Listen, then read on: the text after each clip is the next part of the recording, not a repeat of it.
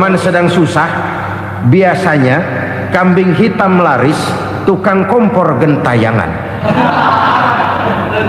Itu dari dulu selalu mencari kambing hitam. Karena itu kita tidak bicara orang, kita tidak bicara siapa yang salah, kita bicara sistem, dan sistem itu bisa mengena siapa saja. Kalau orang sudah mulai mengingkari janji, bergeser dari komitmen awal, itu sudah mulai ia mengalami proses peluncuran, proses degradasi. Ini penyebab yang pertama. Kita tidak lagi konsekuen bahwa bumi, air, sumber daya alam adalah milik negara, dikuasai oleh negara, digunakan bagi sebesar-besar kemakmuran rakyat. Ternyata rakyat yang makmur itu tidak merupakan gambaran yang menyeluruh dari rakyat kita. Undang-undang dasar kita menganut ekonomi kekeluargaan, tapi yang kita praktekkan adalah ekonomi keluarga. Kalau bukan keluarga nggak dapat proyek. Ibu-ibu, saudara-saudara kaum muslimin rahimakumullah, kita menyaksikan peristiwa-peristiwa yang memilukan dan memalukan. PHK terjadi di mana-mana, pengangguran meningkat, harga-harga membumbung tinggi, daya beli rakyat semakin lemah. Sementara di bidang politik, kejadian-kejadian memberikan indikasi bahwa persatuan dan kesatuan kita sebagai bangsa dewasa ini tengah berada dalam ujian yang berat. Pada jumpa kita kali ini, tanpa bermaksud untuk mencari kambing hitam dari bencana yang kita hadapi, saya ingin menyampaikan sebuah hadis yang diriwayatkan oleh Imam At-Tabarani dari Ibnu Abbas bahwa Rasulullah sallallahu alaihi wasallam bersabda, khamsun bi khamsin, ada 5 perkara yang dapat menimbulkan 5 macam bencana. Mari kita renungi hadis ini satu demi satu sebagai bahan introspeksi buat kita semua dalam menghadapi bencana yang tengah berlaku sekarang ini. Yang pertama, manaqasa qaumul ahda illa sullita alaihim aduwuhum. Apabila suatu kaum sudah mengingkari janjinya, maka mereka pun akan dikuasai oleh musuh-musuh mereka. Sederhana saja nampak kalimat dalam hadis ini. Apabila orang sudah mengingkari janji, mereka akan dikuasai oleh musuh-musuh mereka sendiri. Dan musuh kita yang paling utama saat ini adalah kemiskinan dan kebodohan. Kenapa itu terjadi? Karena kita mengingkari janji kita sendiri. Di saat awal-awal berdirinya Orde Baru, kita pernah berjanji untuk melaksanakan Pancasila dan Undang-Undang Dasar 45 secara murni dan konsekuen. Kita berjanji bahwa kita akan menegakkan pemerintah yang bersih dan berwibawa. Itu semua pada permulaannya. Waktu demi waktu berjalan, kita lupa dengan janji yang kita ucapkan itu. Ketuhanan yang Maha Esa kita ucapkan, tapi kesetanan yang luar biasa yang kita lakukan. Kemanusiaan yang adil dan beradab yang kita dengungkan, tetapi kemanusiaan zalim dan biadab yang kita praktekkan.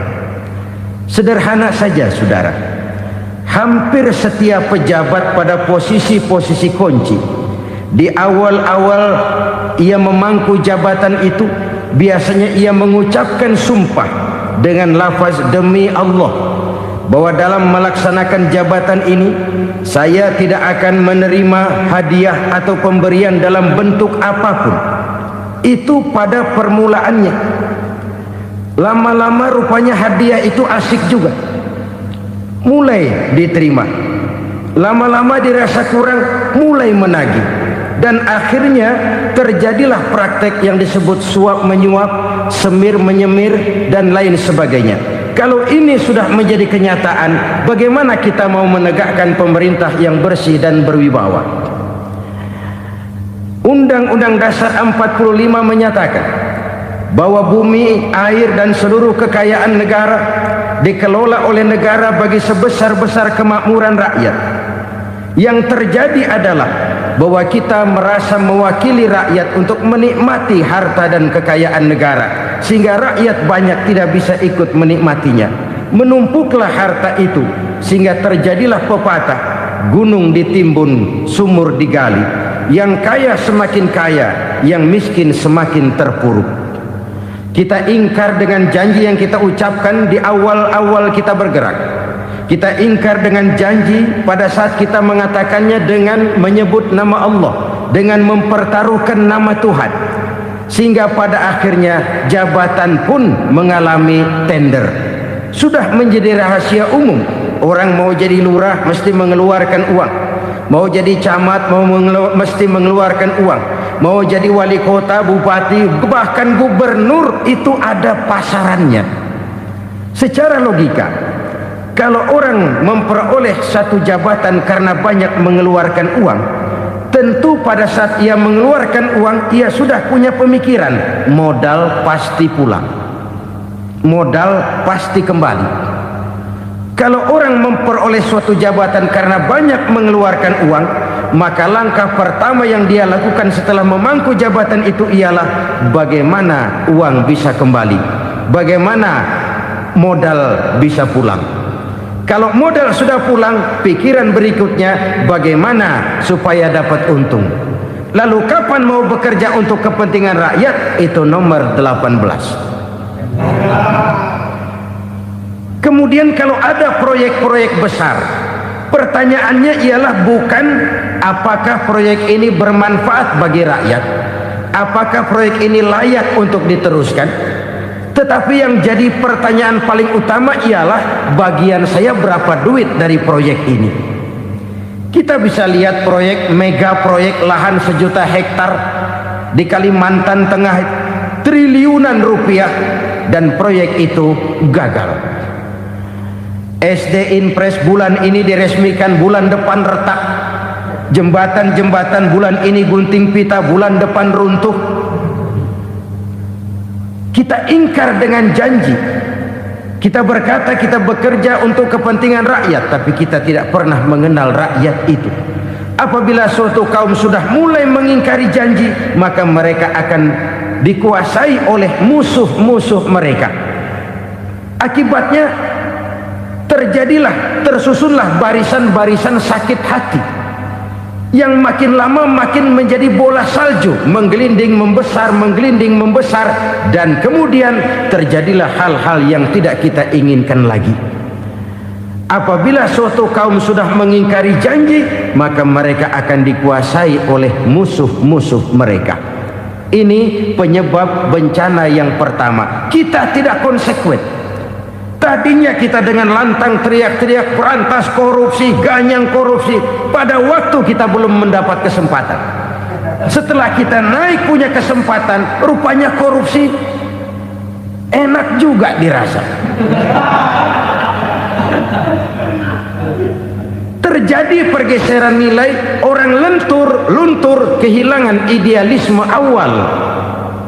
Lalu untuk menghibur diri, menutup kesalahan, kita gunakanlah pepatah bahwa tidak ada gading yang tak retak, bahwa kita harus mikul dhuwur mendem jero. Itu semua cuma sebagai dalih agar kesalahan kita tidak dibicarakan orang lain. Padahal kita sendiri yang mengingkari janji. Kita yang keluar dari komitmen awal kita. Kita berjanji melaksanakan Pancasila dan Undang-Undang Dasar 45 dengan murni dan konsekuen. Kita berjanji untuk menegakkan pemerintah yang bersih dan berwibawa. Namun dalam kenyataannya itu tidak kita laksanakan dengan sebagaimana mestinya. Kita bergeser, kita mengalami proses degradasi, peluncuran nilai, dan akhirnya terbentuklah barisan-barisan sakit hati yang semakin lama semakin membesar itu. Kita harus introspeksi. Memang kalau zaman sedang susah, biasanya kambing hitam laris, tukang kompor gentayangan. Itu dari dulu. Selalu mencari kambing hitam. Karena itu kita tidak bicara orang, kita tidak bicara siapa yang salah, kita bicara sistem. Dan sistem itu bisa mengena siapa saja.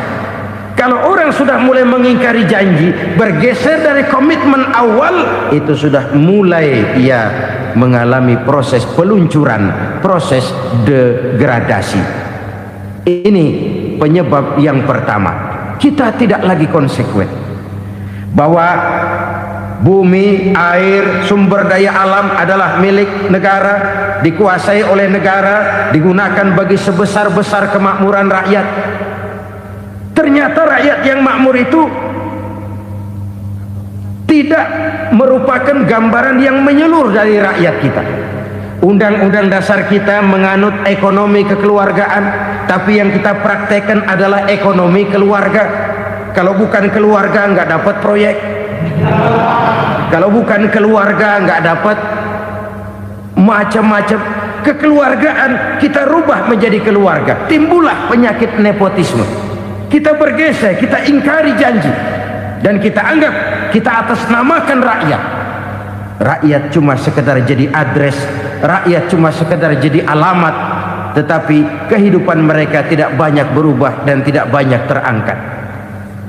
Kaum muslimin rahimakumullah, ini penyakit yang pertama, penyebab bencana yang pertama. Yang kedua, kata Nabi, wa ma hakamu bighairi ma anzalallah. Apabila hukum yang diterapkan sudah tidak lagi bersumber dari hukum Allah, illa fasya fihimul faqru, maka akan bertebaranlah kemiskinan di mana-mana. Ini artinya apa?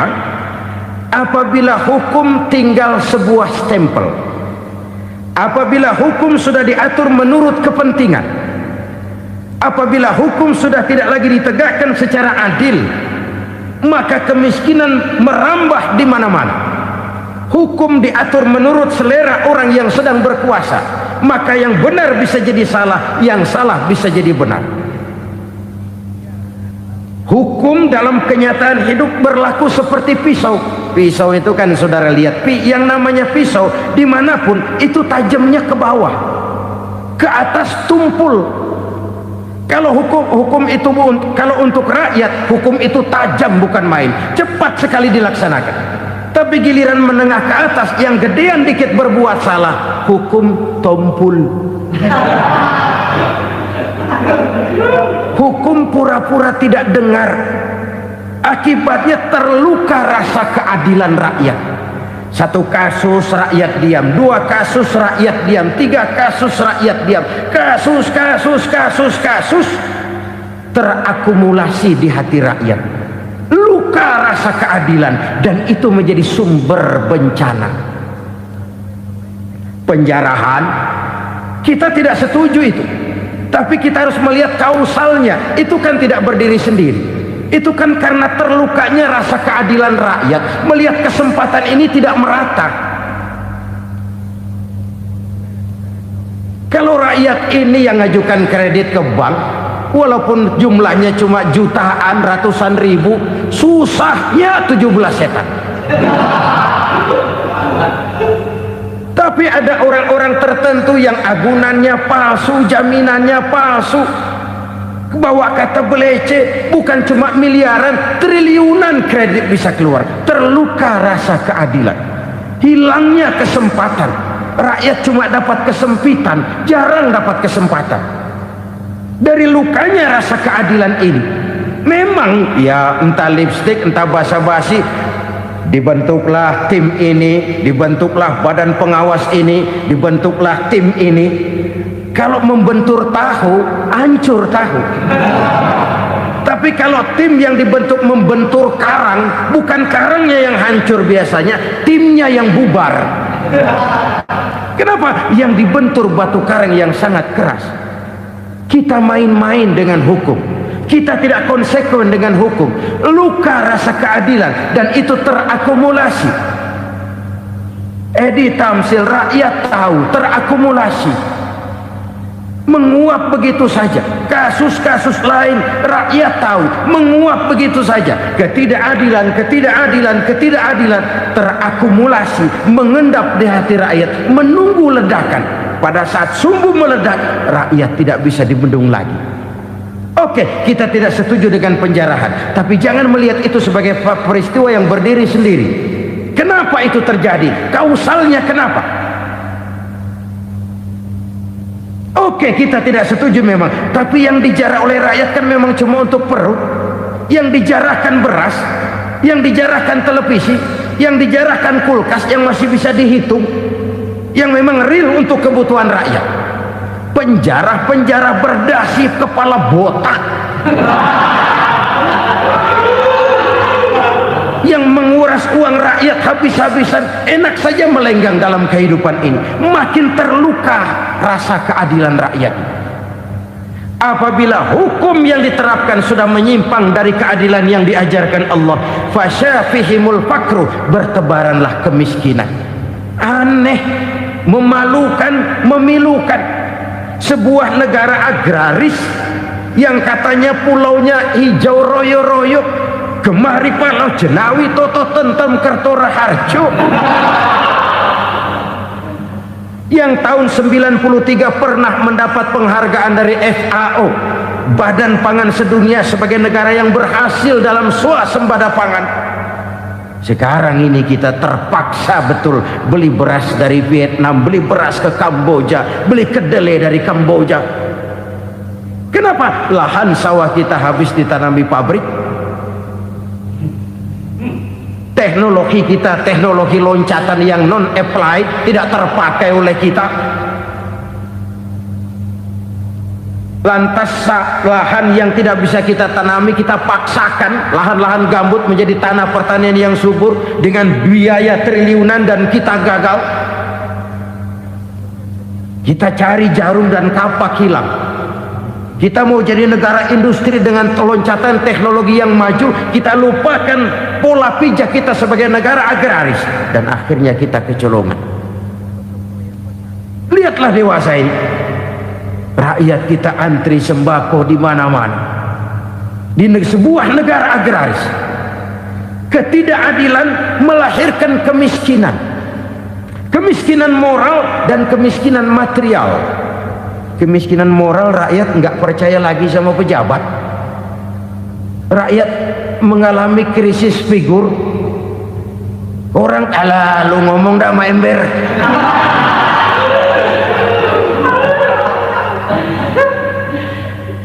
Penataran yang menghabiskan biaya miliaran itu melahirkan pejabat-pejabat korup. Pengawasan yang menghabiskan biaya miliaran itu ternyata impoten, mandul. Kemiskinan moral. Jujur saya berkata, saudara-saudara, setelah pintu reformasi dibuka, itu yang masuk memang macam-macam. Ada yang memang punya tujuan murni, konsekuen dan punya konsep. Ada yang nunggu di tikungan, begitu mobil lewat nyamber pintu, berangkat ikut reformasi. Ada yang memanfaatkan momentum, mumpung, untuk nyampein unek-unek, ngerti nggak, pokoknya ngomong. Sehingga keadaan semakin rancu, kebingungan semakin menjadi-jadi, masalah yang paling urgen tidak terselesaikan. Sekarang ini orang berpikir mendingan jadi pala ular daripada jadi buntut macan. Buntut macan memang hebat macan, tapi kalau buntutnya cuma ugel-ugel di belakang buat apa? Mendingan jadi pala ular, kecil juga nyaplok. Artinya ya biar kecil juga kalau punya partai kan gagah. Lalu rame-rame bikin partai kayak bikin arisan. Orang makin mengalami dislokasi. Semua mau jadi pahlawan, semua mau nomor satu, semua ngomong iya kalau bidangnya, kalau bukan makin rancu. Marilah lewat kesempatan ini saya mengajak kita untuk tahu diri. Biarkan politisi ngomong politik, biarkan ekonom menata ekonomi, biarkan praktisi bicara soal hukum, biarkan rakyat munajat, istighfar, mohon pertolongan Allah. Tahu diri kita. Kalau memang ayam, kukuruyuk aja dah. Kalau memang kucing, ayo ngeong. Kalau kambing, silahkan ngembe. Udah tahu ayam, ngeong bunyinya. Suaranya palas, orang nggak ngerti, bingung, makin menjadi-jadi. Ibarat kesebelasan sepak bola bangsa kita sekarang ini, rame-rame mau bikin gol, kiper ikut nyerang sekarang. Memilukan dan bahkan memalukan. Wa ma hakamu bighairi ma anzalallah illa fasyafihimul fakru. Kalau hukum yang diterapkan sudah menyimpang dari keadilan yang diajarkan Allah, bertebaranlah kemiskinan di mana-mana. Coba sekarang ini yang punya duit bingung, apalagi yang kagak punya duit. Yang pengusaha gede ngeluh, apalagi yang pengusaha pas-pasan. Yang kagak punya beras, yang punya beras saja masih bingung, apalagi yang nggak punya beras. Ini sudah demikian merata. Dulu kita kagum mendengar konglomerat kelas buadah, kelas-kelas yang seakan-akan cuma ada dalam khayalan mereka, punya kekayaan miliaran dolar, triliunan. Sudahlah, seolah-olah nggak terjangkau sama kita. Weh, ternyata yang gede-gede itu juga gede utangnya. Dan rontok satu demi satu. Ternyata rakyat selama ini cuma dialamatkan, cuma dijadikan address. Rakyat yang tidak banyak ngerti persoalan ini harus menanggung hidup ini begini berat, harus menanggung beban hidup ini begini tinggi, daya beli semakin lemah, semakin terpuruk dan terpuruk, sedang keadaan belum juga banyak berubah. Yang hutang sama luar negeri itu kan bukan rakyat kecil, Ciano. Yang banyak nyimpen dolar juga kan Ciano. Rakyat kecil bocah kampung mah jangankan nyimpen dolar, ngelihat juga tumben. Kemana kita mesti bercermin? Sekali lagi saya mengatakan, maaf, kita tidak bermaksud mencari kambing hitam.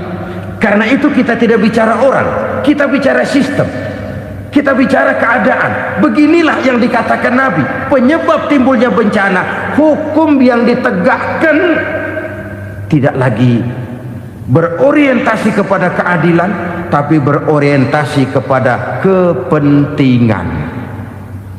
Akhirnya bentuk hukum seperti pisau, tajam ke bawah, tumpul ke atas. Hukum cuma buat rakyat kecil, tetapi kelompok menengah ke atas kadang-kadang kebal dari perlakuan hukum. Maka bertebaranlah kemiskinan. Iya, kemiskinan moral berupa lukanya rasa keadilan. Kalau rasa keadilan terluka, orang kan nunggu kesempatan, saudara. Iya, dia nggak bisa ngomong, iya, dia nggak sanggup action, iya, dia nggak bisa tunjuk rasa, tapi hatinya kan, kapan ada kesempatan, kapan ada waktu, tunggu. Hatinya mesti begitu. Sehingga begitu ada kesempatan, terjadilah hal-hal yang tidak terhindarkan. Dan itu ekses, bukan reformasi. Jangan seperti sebuah dialog saya dengan seorang abang beca. Saya bertanya, bang, iya, abang tahu nggak reformasi? Tahu, Ustadz. Apa? Pembakaran. Terus penjarahan, lalu perkosaan. Itu reformasi. Itu yang saya lihat. Nah, itu yang dia lihat. Saya tentu tidak menyalahkan abang beca kita, karena memang itu yang dia lihat dan sejauh itu wawasannya. Tapi ini indikasi bahwa banyak rakyat kita yang belum bisa menggunakan kebebasan secara bertanggung jawab. Padahal kebebasan tanpa tanggung jawab tirani. Sebuah contoh gampang-gampangan. Saya beli radio, saya setel di kamar saya, lalu saya bilang, ini radio gue. Yang beli gue, pakai duit gue setel di kamar gue, sekeras-kerasnya, gak ada urusan sama orang lain. Itu kata saya.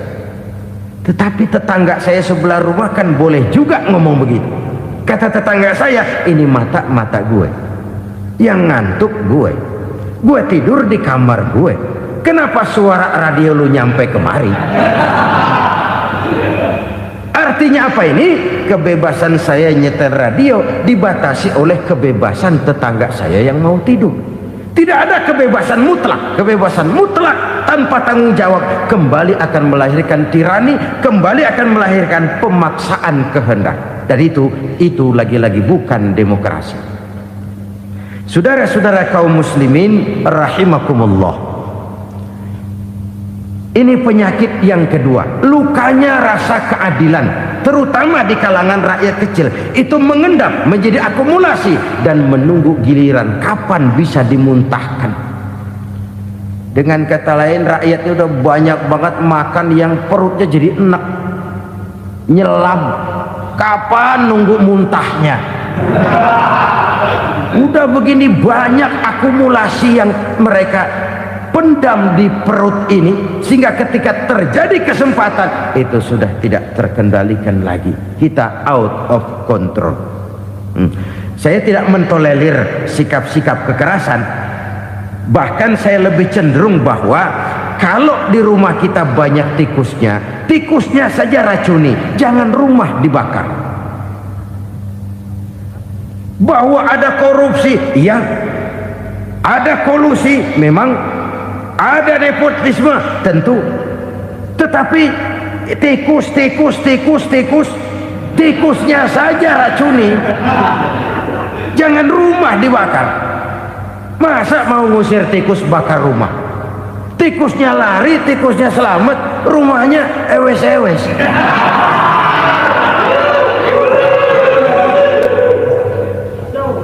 Tikus selamat, rumah nggak punya. Masalah nggak terselesaikan dengan sebagaimana yang kita harapkan. Kita sepakat ini negara hukum, dan di hadapan hukum semua manusia itu sama. Itu prinsip yang diajarkan Allah. Al-musawat bainan nas fi takalifil ahkam. Semua manusia sama dalam berhadapan dengan hukum Allah Subhanahu wa ta'ala. Kalau hukum sudah pandang bulu, itu jelas yang enak yang banyak bulunya. Siapa yang banyak bulunya? Monyet. Kalau hukum pandang bulu, monyet keenakan. Saudara-saudara kaum muslimin rahimakumullah, introspeksi. Mari kita bercermin bagaimana perjalanan hukum selama ini. Kalau introspeksi ini kita temukan, lalu ada upaya untuk memperbaiki diri. Jangan menggunakan tak ada gading yang tak retak, mikul duwur mendem jero untuk menutupi kesalahan orang. Padahal kesalahan itu sedemikian besar. Padahal rakyat kita tiap hari antri sembako. Ada yang sehari sekali makan, ada yang makan sudah bercampur tiwul, ada yang nasi sudah dicampur pisang, balik jadi orok lagi. Macam-macam upaya rakyat untuk menangsal perut ini.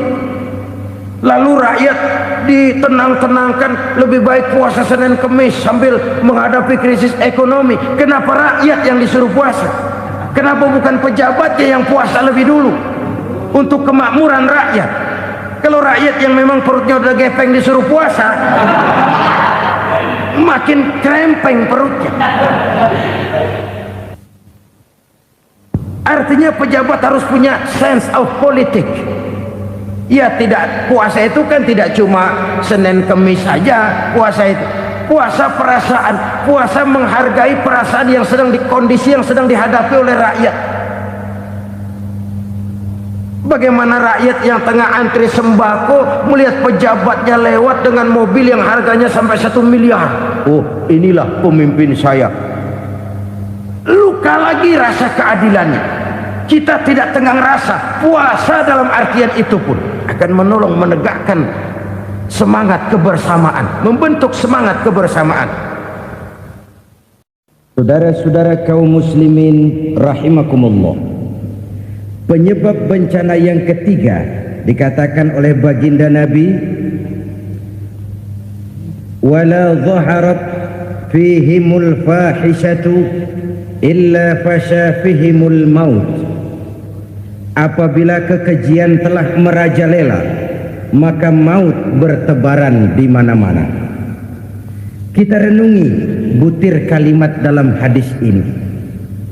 Apabila kekejian telah merajalela, maut bertebaran di mana-mana. Begitu murah arti sebuah kehidupan. Penjarahan untuk hal-hal yang kecil tapi sampai mengorbankan nyawa. Apabila kekejian sudah terjadi di mana-mana, maut pun bertebaran. Maut dalam arti berpisah ruh dengan jasad, tapi juga maut dalam arti orang bisa mati karirnya, orang bisa mati usahanya, orang bisa mati kesempatannya karena perbuatan-perbuatan keji yang selama ini tidak terbendung. Lahirlah teori mafia. Siapa yang kuat dia yang berkuasa, siapa yang lemah dia menjadi mangsa. Proyek-proyek besar yang menang tender itu ya dari itu ke itu saja. Yang pengusaha-pengusaha tidak punya koleksi, koneksi, tidak bisa bayar komisi, dapat proyek tetelan. Ada dagingnya, dikit namanya juga tetelan. Dagingnya sudah habis disantap oleh meja. Sekian puluh meja dilalui, sekian puluh amplop dikeluarkan. Sehingga yang akhirnya ya tinggal tetelan itu tadi. Maka kualitas pekerjaan pun sudah bukan lagi jadi masalah. Demikianlah mafia-mafia ini bermunculan di mana-mana. Di pengadilan terkenallah mafia pengadilan. Hukum bisa dibeli, hukum bisa dipesan menurut kebutuhan sponsor. Mafia peradilan, mafia politik, mafia ekonomi, bahkan mafia agama yang menggunakan agama sebagai kedok, menggunakan agama sebagai dalih, menggunakan agama sebagai topeng untuk melancarkan maksud-maksud politiknya pun tidak tertutup kemungkinan. Apabila kekejian telah merajalela, maut bertebaran di mana-mana. Korupsi, kolusi, nepotisme itu bagian dari kekejian. Kita selama ini kalau mendengar maksiat, itu yang terbayang cuma judi, mabuk, zina. Iya, itu maksiat. Tapi korupsi, kolusi, nepotisme itu juga maksiat dalam bentuk lain. Kalau ini sudah bertebaran, maka maut terjadi di mana-mana. Jangan bayangkan cuma mati orangnya, itu sih kewajiban. Yang menyakitkan itu orangnya masih hidup tapi dibikin mati, karirnya mati. Kenapa? Karena yang diperlukan bukan cuma orang pinter tapi orang taat. Biar pinter, kalau nggak taat minggir. Biar bodoh, kalau taat bisa nyenangin atasan, bisa nyemir, nyemur. Kumaha juragan wae aya nama. Itu yang kadang-kadang dapat penghargaan. Tidak ada prestasi kerja kecuali bikin senang orang di atas. Kita lihat di desa-desa jalan rusak. Kalau ada berita pejabat anak mau turun, jalan rata sekali. Sampai tanah dari mana aja dikeruk buat ngeratain tuh jalan. Pejabat pulang legok lagi jalanan. Katanya kita kerja buat rakyat, nyatanya kita cuma melayani atasan. Kenapa? Terjadi lingkaran setan. Seperti kata lagu Dul Sumbang itu. Mahasiswa takut sama dosen, dosen takut sama dekan, dekan takut sama rektor, rektor takut sama menteri, menteri takut sama presiden, presiden takut sama mahasiswa. Lah muter balik lagi, lingkaran setan, lingkaran setan. Saudara-saudara kaum muslimin rahimakumullah, kekejian yang merajalela, praktek-praktek mafia yang tertuang dalam kehidupan sehari-hari menyebabkan orang mati karirnya, jasad masih hidup, karir mati. Itu menyakitkan. Mati bisnisnya. Rakyat kecil pernah senang ketika cengkeh booming, harganya bagus, rakyat banyak yang pergi haji. Lalu mau ditata, lahir tata niaga cengkeh, malah amburadul. Harga cengkeh jatuh, petani cengkeh kecil menjerit. Siapa yang untung? Segelintir orang. Masihkah kita pakai atas nama rakyat untuk kepentingan nasional, padahal yang nyanyi cuma segelintir orang? Masihkah kita mau bohongi rakyat ini dengan mobil nasional tapi bikinan Korea? Masihkah kita mau bermain verbalisme, bermain kata? Ini sebuah masa lalu yang tidak perlu terulang lagi untuk masa-masa yang akan datang. Kekejian merajalela, orang mati karir, bisa mati usaha, mati bisnis. Usahanya maju, dirangkul, hancur. Usahanya maju, dipukul, hancur, tenggelam. Bahkan yang memilukan dan memalukan badan-badan usaha milik negara itu dikebiri sedemikian rupa sehingga tidak menghasilkan hal-hal yang bermanfaat buat negara. Saudara-saudara kaum muslimin rahimakumullah, kalau nafsu yang sudah mengatur itu semua, maka kekejian pun merajalela. Orang sudah pakai teori mafia, yang kuat dia yang menang, yang kuat dia yang berkuasa, yang lemah silakan minggir di sudut-sudut kehidupan. Kalau kekejian seperti ini merajalela, maut bertebaran di mana-mana. Banyak orang mati karirnya, banyak orang mati usahanya, banyak orang mati imajinasinya. Sekarang ini dalam dunia seni yang banyak karyawan seni, bukan seniman. Seniman itu kan dilahirkan, lain seniman, lain karyawan seni. Sekarang yang banyak karyawan seni, bukan seniman. Mati karir, mati imajinasi, mati improvisasi, sehingga kehidupan persis sinetron. Sinetron itu yang kita lihat rumah mewah, yang kita lihat rumah bagus. Gak pernah kita lihat di sinetron kita ini rakyat antri sembako.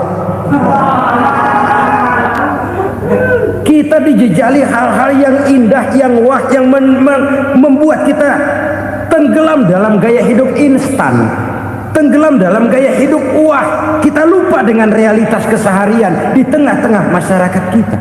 Lahirlah kelompok-kelompok selebritis, dibesarkan oleh berbagai media. Selebritis pilek aja masuk koran, pilek.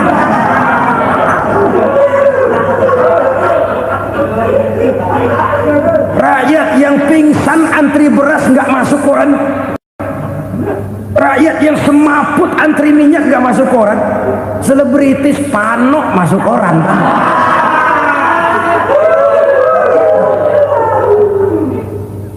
Kita besarkan hal-hal kecil, kita kecilkan hal-hal besar.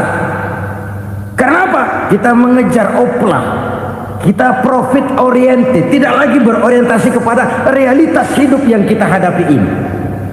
Kalau kekejian sudah merajalela, kata Nabi, maka maut bertebaran di mana-mana. Maut dalam artian maut, coba lihat sekarang begitu murah nyawa. Karena 1000 perak orang mau nusuk bunuh. Karena beras seliter orang khilaf, begitu murah kehidupan. Tapi kekejian dalam bentuk korupsi, kolusi, nepotisme, kekejian dalam bentuk itu mematikan karir, mematikan bisnis, mematikan imajinasi, mematikan kreativitas. Itu juga maut dalam bentuk lain akibat kekejaman lain. Ini penyebab yang ketiga. Yang keempat, penyebab bencana menurut baginda Rasul, wala tuffiful mikyala illa muni'un nabat apabila timbangan sudah dicurangi, maka tercegahlah tumbuh-tumbuhan. Apabila timbangan sudah mulai curang, maka terjadilah musim paceklik.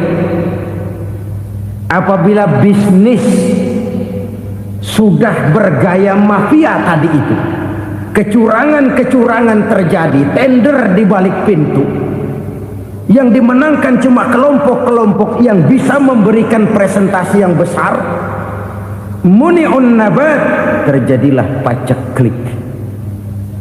Paceklik, panen gagal, wereng ya wereng, kemarau panjang it's okay, air sulit iya, tetapi kan semua itu ada yang ngatur.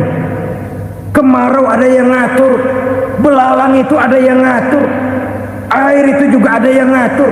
Yang ngatur itu yang serba maha. Kalau ia murka melihat kecurangan timbangan, Allah itu kalau murka kan gampang saja, tinggal komandoin balang, lang, hancurin tuh sawah. Konvoy belalang, konvoy. Allah tinggal ngutik angin El Nino, mampir lo ke Indonesia. Hujan nggak turun-turun, kemarau panjang. Jadi kalau musim kemarau kan namanya anginnya El Nino. Kalau musim hujan anginnya namanya La Nina. Cakep namanya, kejem orangnya. Saudara lihat Cina sekarang sedang kena La Nina, banjir besar, ribuan orang meninggal. Dia mah ribuan mati kagak berasa, rakyatnya miliaran. Bangladesh lagi ngalami La Nina, India lagi ngalami La Nina.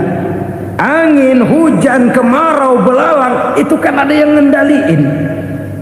Kuncinya bukan di belalangnya, kuncinya bukan di peredaran matahari berputar, kuncinya di atas yang mengatur semua itu.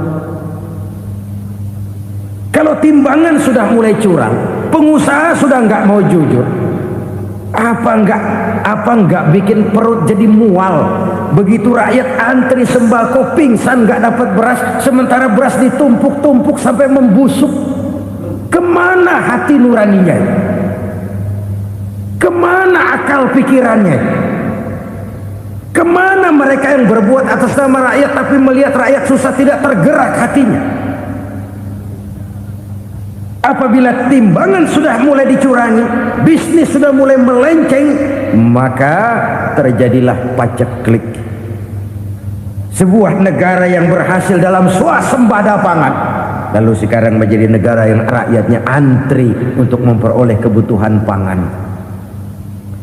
Saudara-saudara kaum muslimin rahimakumullah, ini intinya adalah kecurangan. Kalau kecurangan sudah terjadi di mana-mana, dan ini milik siapa saja, bukan soal tempat, bukan soal jabatan, soal manusianya, SDM-nya. Kecurangan tidak cuma terjadi di kantor, di masjid bisa terjadi kecurangan. Korupsi tidak hanya bisa terjadi di kantor, di madrasah bisa ada korupsi. Faktor manusianya, ini soal SDM. Kecurangan yang besar tentu besar lagi kerugiannya. Kecurangan yang kecil, kecurangan sehari-hari, pedagang-pedagang kecil ngurangi timbangan, barang yang buruk dikatakan baik, yang baik dikatakan buruk, itu merugikan perorangan.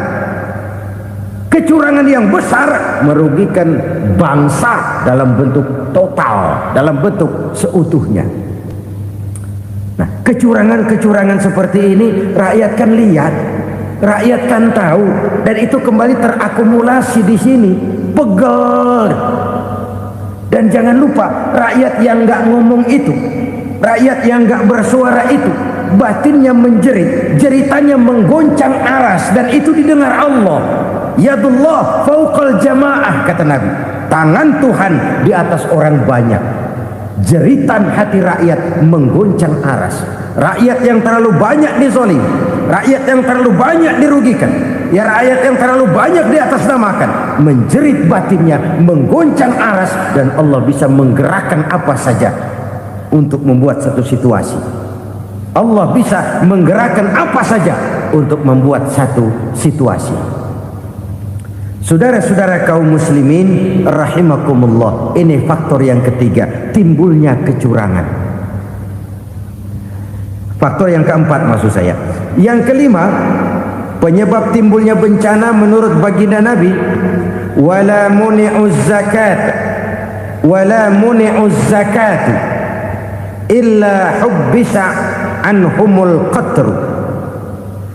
Apabila zakat enggan dibayar, maka tercegahlah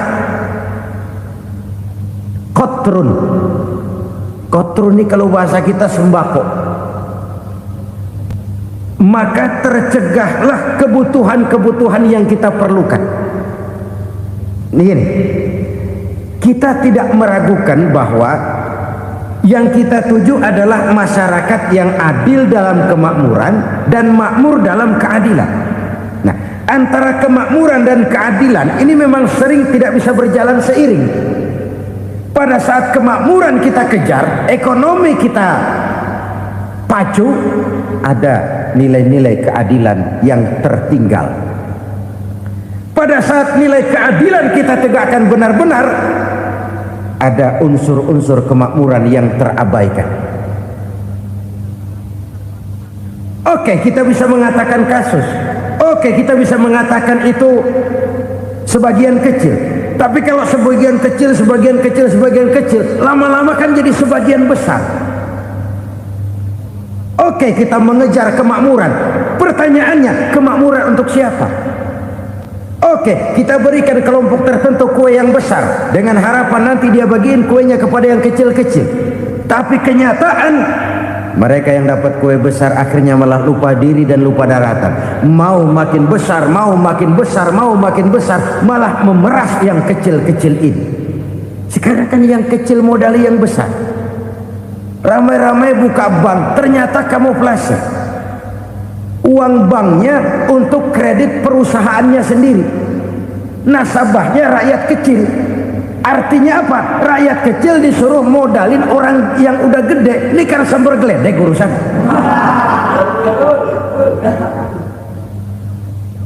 Ini kan permainan apa lagi? Rakyat kecil suruh modali yang gede. Nasabahnya rakyat kecil, kumpulkan uangnya di bank, kucurkan kredit kepada perusahaannya sendiri. Bukankah itu rakyat kecil suruh modali yang gede? Sudah begitu kejamkah kita untuk meraih keuntungan dengan mengorbankan orang kecil ini? Sudah tidak bicara lagi kah nurani kita melihat penderitaan orang yang semakin susah ini? Kalau zakat enggan dibayar, padahal zakat 2,5% saja, 2,5% saja.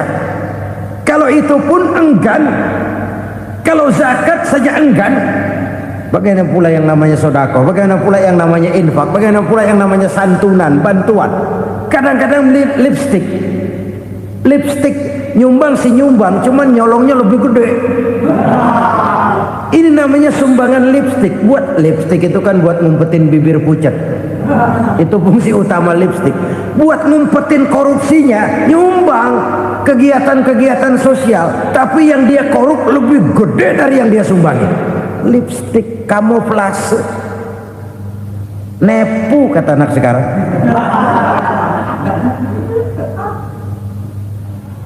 Saudara-saudara kaum muslimin rahimakumullah. Demikian berat kewajiban zakat ini sampai di zaman Sayyidina Abu Bakar pernah keluar komando perangi orang yang enggan membayar zakat. Perangi. Karena fungsi zakat adalah menjembatani antara si kaya dengan si miskin. Bahwa ada kemiskinan itu Qur'ani. Allah menyatakan, aku melebihkan rezeki sebagian kamu dari yang lain. Ini kan kesenjangan. Allah melebihkan rezeki sebagian kamu dari yang lain. Ada itu. Tetapi itu berjalan secara nature. Nah, kalau direkayasa, yang kaya semakin kaya, yang miskin semakin terpuruk, yang sudah besar dapat proyek besar, yang kecil dapat tetelan. Ini kan rekayasa namanya. Kesenjangan yang direkayasa ini yang kita harus kikis. Nah, fungsi zakat menjembatani dari sisi sosial. Dari sisi pribadi, Nabi berpesan, zakku amwalakum bizzakat, bersihkan hartamu dengan zakat. Sekarang ada istilah nyuci uang. Uang hasil korupsi itu bisa dicuci, dijadikan uang bersih. Bukan pakai rinso, bukan. Pakai politiknya koruptor, diolah sedemikian rupa sehingga jadi uang resmi. Sudah memutik, itu termasuk yang disebut kejahatan kerah putih, white collar crime, kejahatan kerah putih, kejahatan pakai dasi, kejahatan kelas kakap. Makanya orang mendingan goblok kagak bener daripada pinter kagak bener.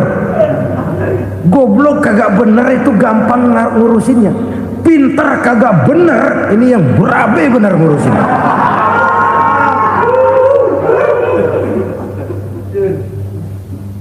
Kita bukan cuma perlu orang pinter kok di zaman sekarang, kita perlu orang-orang bener yang punya komitmen, yang sesuai kata dan perbuatan, yang bisa merasakan apa yang dirasakan oleh rakyat, yang punya sense of politik yang tinggi, yang peka, yang penuh keterbukaan, yang punya wawasan dan pandangan jauh ke depan. Dari sisi pribadi, zakat itu membersihkan harta kita. Ya, dia tercampur dengan yang subuhat, dia bahkan mungkin tercampur dengan sedikit-sedikit yang haram. Itu zakku amwalakum bizzakat, bersihkan hartamu dengan zakat itu. Pada sisi sosial ia menjembatani, pada sisi pribadi ia membersihkan harta kita. Karena itu kalau kita minta berdoa minta rezeki, syarat rezeki itu halalan thayyiban wasi'an. Nggak pernah kurang dari 3 itu. Halal, bagus, banyak. Halal, bagus, tapi sedikit, susah ngaturnya. Halal, banyak, tapi kurang bagus, buat apaan? Bagus, banyak, tapi haram, enggak ada artinya.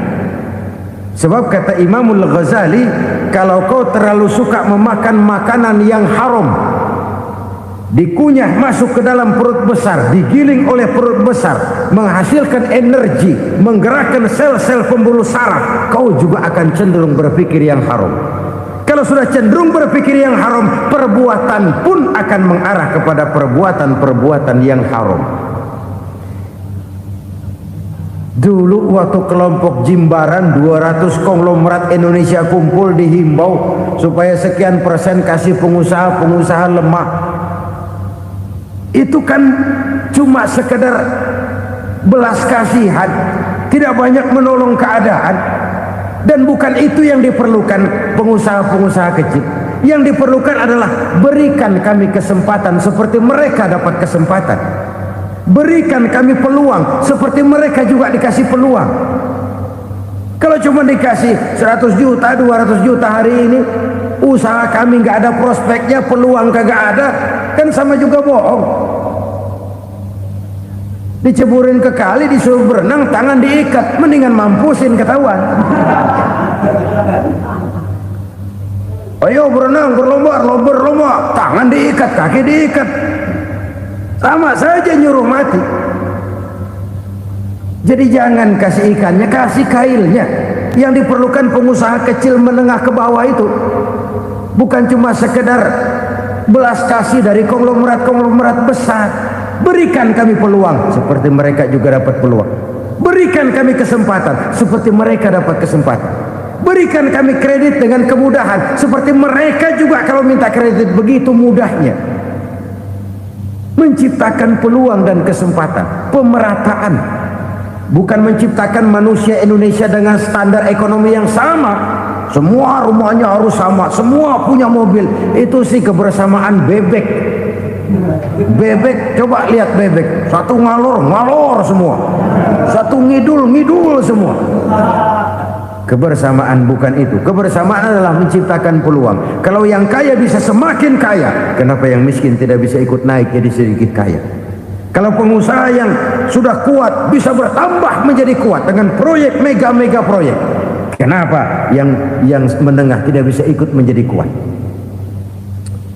Dan kenapa kekejian itu merajalela?